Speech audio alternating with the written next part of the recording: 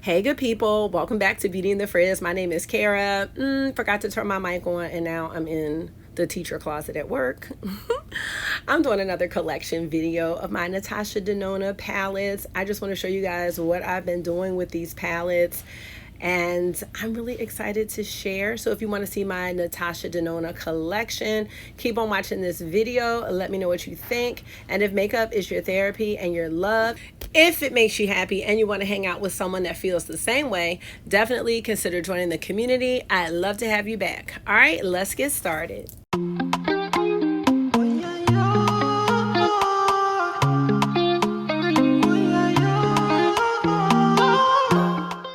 So you guys, this video was inspired by Laura May Beauty. She is a genius when it comes to creating her own palettes.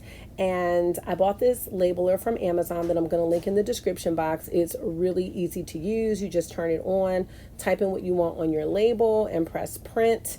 And you can label all of the shades in your Natasha Denona palettes or any palettes that you want. Very easy to use and pretty affordable as well. And the other thing that I bought from Amazon was this telescopic magnet, which is a very neat little tool. It is easy to take the shades out without damaging them. And, you know, it'll be easy for me to hold up eyeshadow shades and show you guys without messing up the shadows. So that was about $6.49. Again, I'll have that in the description box if you are interested in coming along on this journey with me of creating your own color stories with your Natasha Denona palettes. I'm going to be starting with my mini palettes, and you'll see that some of the shades are missing in these because I do use them for other palettes. So some of these came from BoxyCharm, some from Macari, and some I bought. This is the Peak palette. This was in the BoxyCharm box when I had a subscription. And I know everyone was excited about this. The shimmer is missing because I put it in my Melt Blueprint palette, but I would like to save these shades to possibly substitute in other palettes in the future when I'm making my own color story.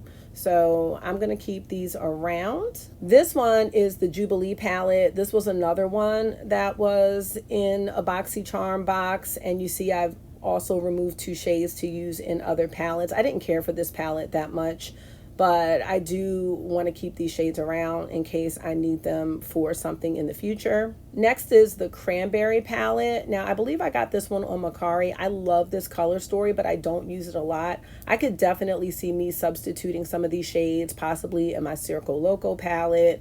So, because that palette, I just can't with that one. So, keeping this one around as well. And you can see that I've labeled the back, C1 for Cranberry 1. And make sure you wipe off your shadows when you take them out of the pan to label them so that the labels stick.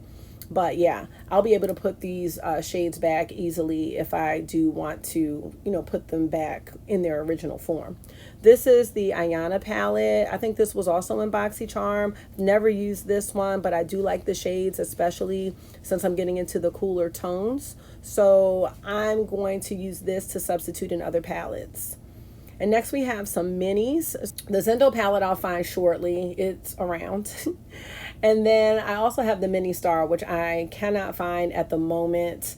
But, you know, the Mini Zendo, a lot of people liked and was hoping for a midi that looked the same, and it didn't. This one is the Mini Gold, which is great. I wore this one to a wedding last June, and that one's easy to create some really nice looks. And then I have the Mini Crush palette, which I didn't plan on getting because I have Love. But my sister actually got this for me for my birthday. And again, easy 5 pan to use. Kind of similar to Cranberry a little bit. Not really. And I just wanted to share that the mini pans you cannot remove. I tried with the magnet. You can't pop them out or anything like that. But that would have been cool if she did that, because I would have liked to make some mini palettes as well. Here is the Mini Zendo. These are my face palettes. Now, I did not need both of these. I do prefer the dark palette over the light one. The light palette is one that I purchased on Macari at somewhat of a discount, not much. And this is just great for everyday looks. I mean, this is just a daily situation for me. I I don't use the blush too much. I do use the highlighter. My blush still works fine. And here is the deep palette, which I really like this one. And what I like about this one is you can lighten this one up, whereas the light one you can't make deeper. This one, the shimmers are really beautiful. I love the blush and highlight in this as well. These are really easy to use, and I can't wait till she comes out with her Love one for February, because I am going to get that one for sure. Now we're going to get into the Midi palettes. First, we're going to start with My Dream. This palette was just okay. It's not a bad color story and the quality is fine. This one looks like it's been through some damage for whatever reason. Probably with me labeling the shades, I did kind of mess up the black. But I can see me dismantling this one and using it for other color stories that I want to make, because I don't want it to go to waste. It's just not a palette I'm going to use a lot. I know these are Natasha Denona's favorite colors, but we're going to find something else to do with this dream palette. Definitely let me know if you purchase this one and how you feel about it. All right, next we have the Sunrise palette, and this is another palette that unfortunately I don't use like that. It's definitely giving like the summertime vibe, but I don't go for it. I was looking at some of these shades thinking maybe I can put them in my pastel palette just to give it some depth, but I want to get as much use out of these shades as possible. The palette is beautiful, but it doesn't matter because I'm not wearing it. So definitely going to see what we can do with this Sunrise palette. So next we have Retro Glam, and I go back and forth whether or not I want to keep this in my collection, because the way that it is right now, I am not going to use this palette.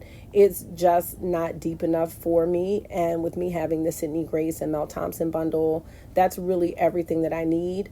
So what I see myself doing is either replacing some of these light shades with something that's going to work better in those two like taupey shades that are almost the same, or I may just use this palette as a miscellaneous palette and take these shades out and substitute them into other palettes. I think this is what we were looking for when we found out that Natasha Denona was going to do a midi retro palette, but we just did not get that.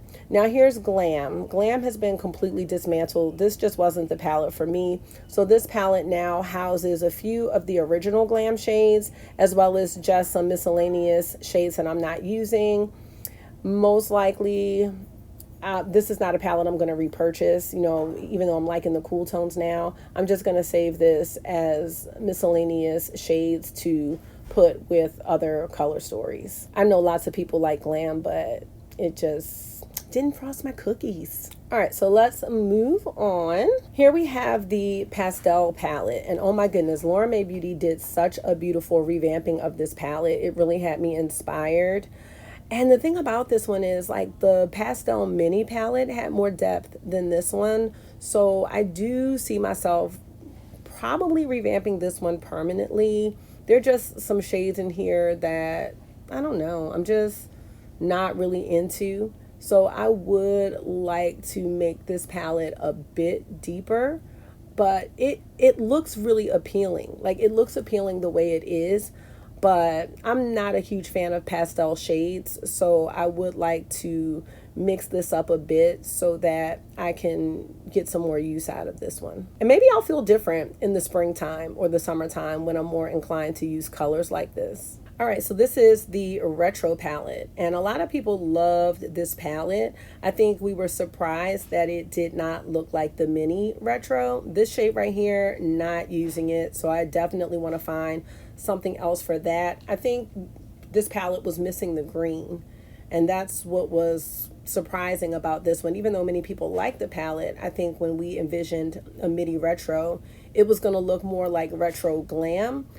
but maybe with a little more depth, because we have that in the Retro palette. And now that I'm thinking about it, the move might be to take some of the shades from Retro Glam, like the green matte or this one right there, and put them into Retro to just give it more of a deeper vibe and still kind of be a take on the mini Retro. So maybe moving out the two matte shades at the top right and putting in the greens. I don't know, that might be the move. So we'll see about that. That could be a whole nother video. Now this is the Zendo palette. Now I did repurchase this one because I don't know, when I first got it, I just wasn't feeling this palette at all.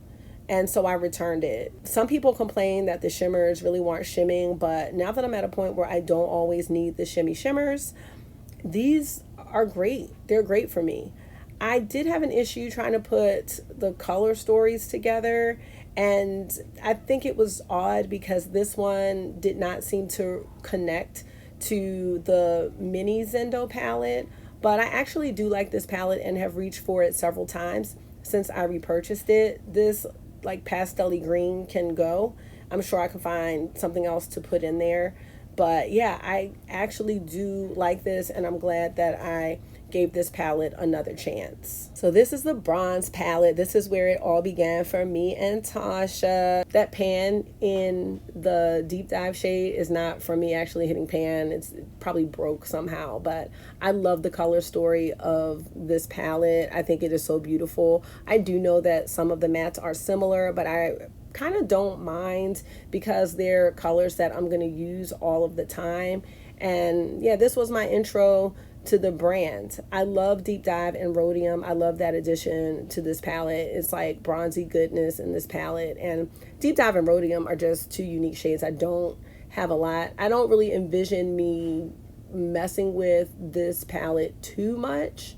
Possibly use it to make some temporary palettes, but I don't mind keeping bronze the way it is. I think it's beautiful. And I always really want to buy a fresh one just because, and I don't need one. So these two mattes are a bit similar. So maybe that bottom right could go and, you know, put something else in its place. But I really don't have any issues with this one. And we have the Love palette. This is another one that I do think is beautiful. And she is coming out with a Love glam face palette very soon, so I'm curious to see well, I know what it looks like, but I'm curious to get it in my hands because I love those palettes.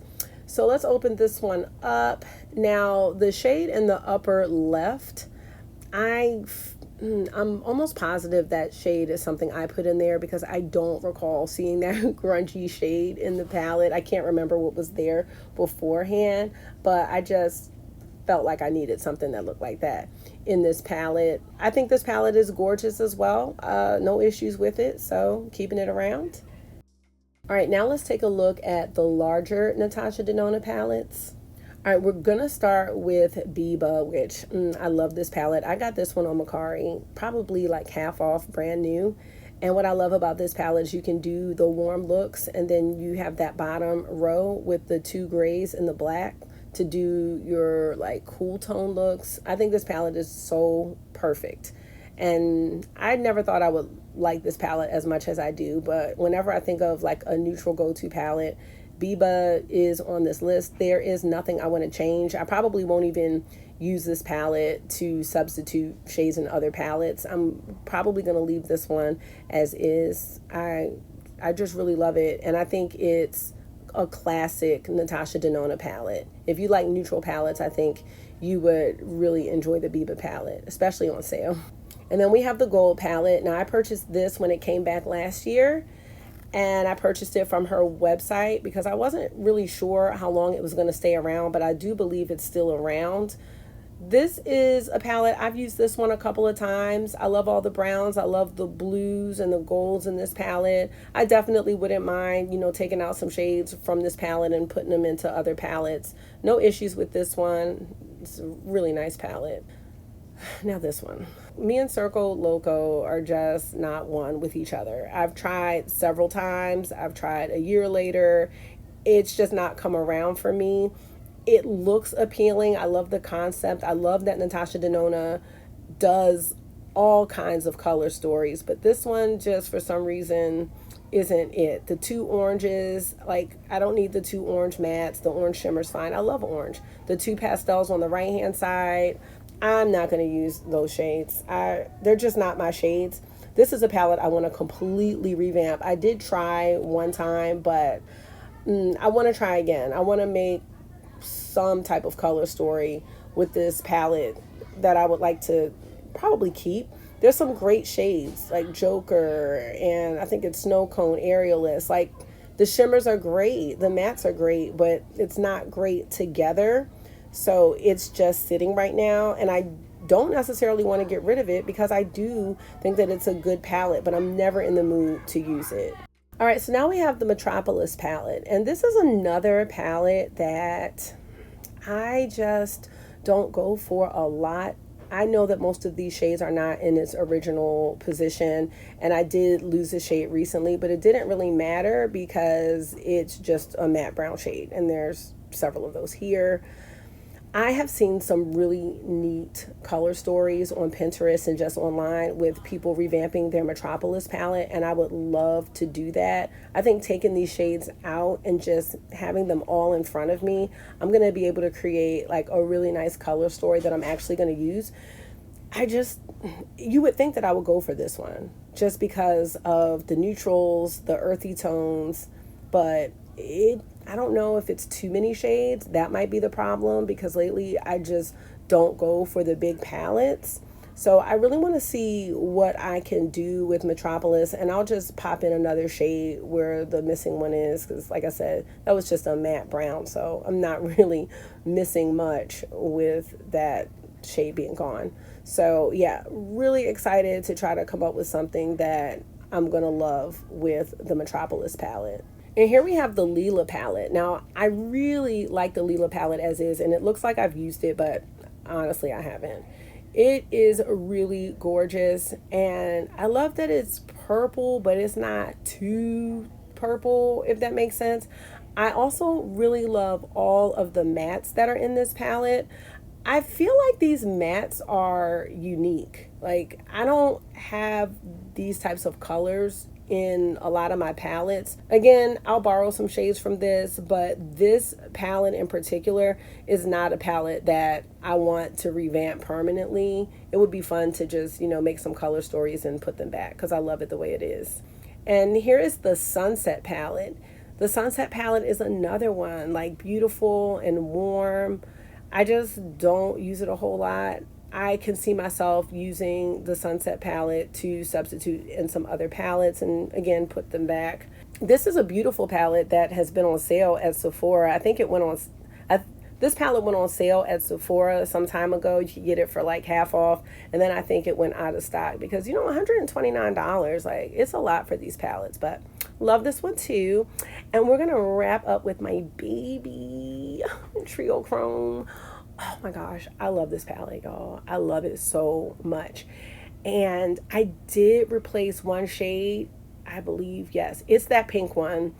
There was something there that was really light and matte, and I wasn't going to use it. So I'm not sure if I'm going to keep that shade there, but I kind of feel like it went with the palette.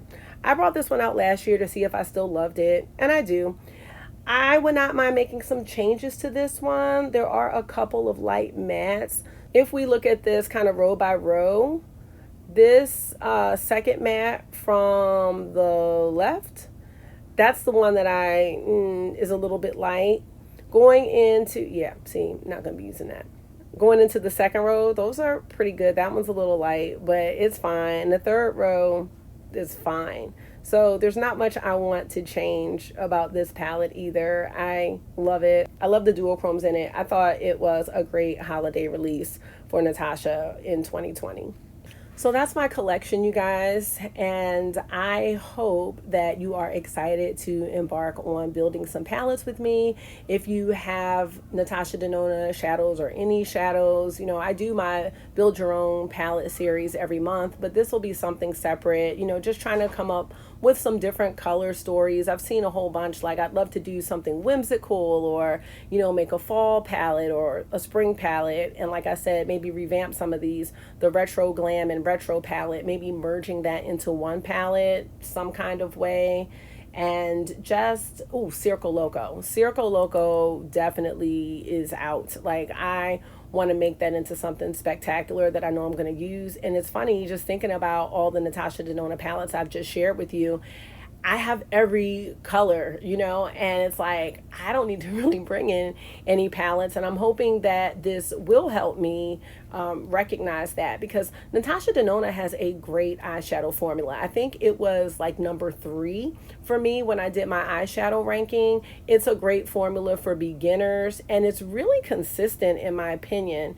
I love the mattes. The shimmers are great as well. So I have the best of the best when it comes to eyeshadow formulas. It's like, what else do you need? So I'm really excited to embark on this challenge. If you want to see any more about the labeling or have any questions, definitely let me know. But overall, just, you know, label your palettes so you can put them back. And that's the great thing about it. Like, you can always change them back to what they were, which is like the great thing about all of this. So I hope you're just as excited as I am to start this journey. Thank you to Lauren May Beauty for all of the wonderful inspiration that you give all of us. Thank you so much for taking out some of your time and hanging out with me for another one. Remember, if you are interested in the label maker or the telescopic magnet, I do have that listed down below. I hope this was therapy for you, because it always is for me. And until I see you again, make sure you are being gentle with yourself. Talk to yourself nice, stay safe, and I will see y'all in the next one. Bye.